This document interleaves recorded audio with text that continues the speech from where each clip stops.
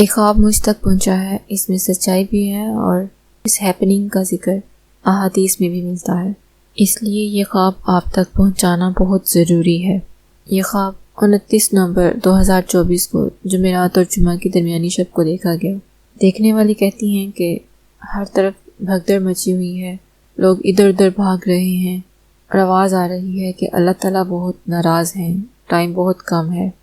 قیامت آنے والی ہے۔ آسمان سے جیسے کوئی سیٹلائٹ یا اسٹیرائڈ نما چیز ٹوٹ کر بھگوان پورہ یا سمن آباد کے علاقے میں گرنا ہے۔ ہر طرف خوف و ہراس پھیلا ہوا ہے،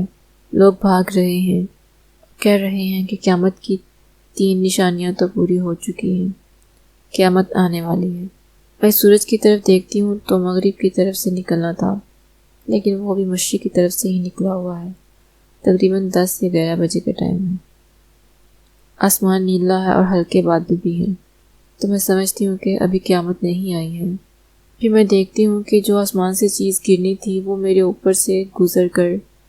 مشرق کی طرف کہیں گر گئی ہے، اور جب وہ گر گئی ہے تو ہر طرف خاموشی اور سناٹا چھا گیا ہے، کہیں سے کوئی آواز نہیں آ رہی۔ پھر میں سوچتی ہوں کہ پتہ نہیں کون کون نہیں بچا ہوگا۔ پھر میں کسی گھر پہنچتی ہوں، وہاں فرسٹ ایڈ کا سامان پڑا ہوا ہوتا ہے، اور 2-3 چھوٹی عمر کے والنٹیئرز بھی وہاں پہ ہوتے ہیں، انہیں وہاں بھیجا گیا ہوتا ہے زخمیوں کی مرہم پٹی کے لیے، تو میں ان کے ساتھ مرہم پٹی کر رہی ہوتی ہوں۔ سیٹلائٹ یا اسٹیرائڈ کے بارے میں پوچھنے پر بتایا گیا کہ وہ ایک اس میں بلاکس ہیں، لمبی لمبی لائنیں ہیں، وہ جو چیز ہے جو گری ہے، واللہ عالم۔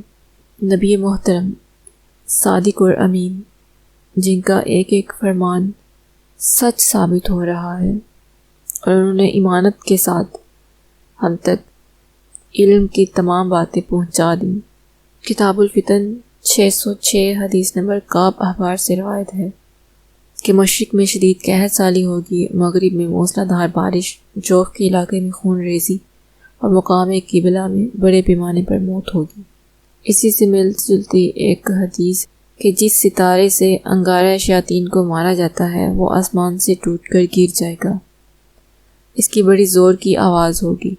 یہ مشرق میں گرے گا اور اس کی وجہ سے لوگوں کو سخت مصیبت لاحق ہوگی۔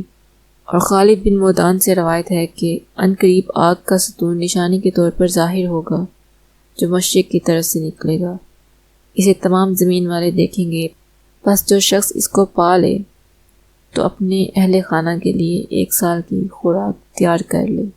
ان احادیث کی روشنی میں مجھے لگتا تھا کہ انڈونیشیا اور پاکستان کے درمیان کہیں پہ یہ انگارہ شیاطین ٹوٹ کر گرے گا اور اس کی آگ اتنی بلند ہوگی کہ اس کا اثر پاکستان پہ بھی پڑے گا، اور ہو سکتا ہے کہ یہ آگ آتش فشاں کی صورت میں آسمانوں تک یعنی کہ پھیلے، کیونکہ وہی آگ ہوتی ہے جو ستون کی مانند چڑھتی ہے اوپر کی طرف۔ تو مجھے بس ایسا ہی لگتا تھا، لیکن اب اس خواب کی روشنی میں دیکھوں تو مجھے نہیں اندازہ تھا کہ یہ اتنا قریب، ہمارے اتنا قریب گرے گا کہ ہم بھاگ رہے ہوں گے کہ یہ ہمارے اوپر گرنے والا ہے، کہیں جان بچائی جائے، کہیں کوئی پناہ گاہ مل جائے، لیکن ہم بھاگتے ہی رہ جاتے ہیں، ملتی نہیں ہے، اور نہ جانے کتنے لوگ اس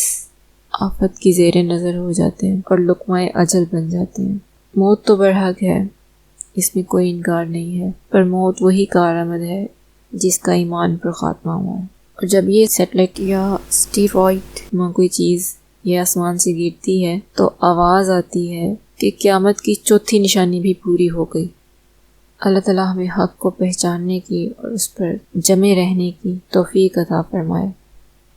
آمین یا رب العالمین۔